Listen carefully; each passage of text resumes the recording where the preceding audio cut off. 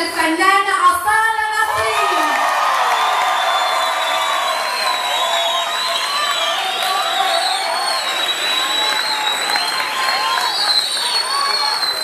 إذا تلتحق بالمنصة الفنانة الكبيرة أصالة نصري لتسليم جائزة أحسن دور رجالي والذي حاز عليها آسر ياسين، وسيتسلم جائزة بالنيابة طارق العريان.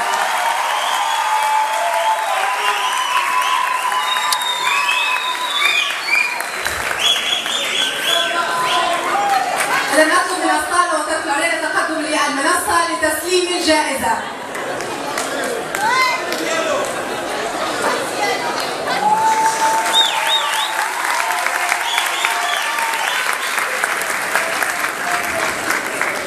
كلمة بالمناسبة لمخرج الفيلم طارق العريان، أكيد الجمهور يود سماع كلمة بمناسبة حصول آسر ياسين. أنا بس هنقله الكلام لأنه جوزي بس بيعرف يقول مساء الخير.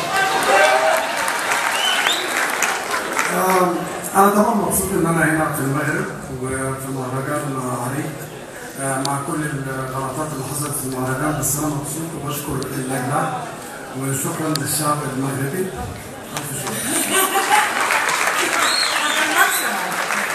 شكرا جزيلا انكم كمان استضفتوني يكون يعني رافع لجوزي، فشكرا لاداره المهرجان.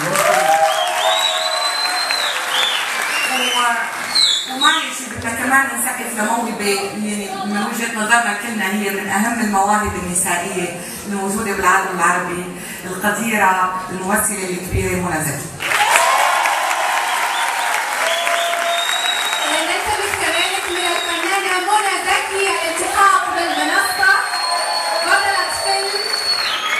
أسوار القمر وستبقى معنا بالمنصة رفقة أصالة ومنى زكي.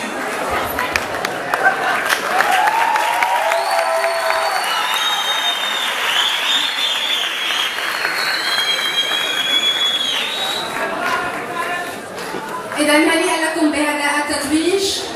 شكرا للمخرج طارق العريان، شكرا للفنانة أصالة نصري، وشكرا لمنى زكي.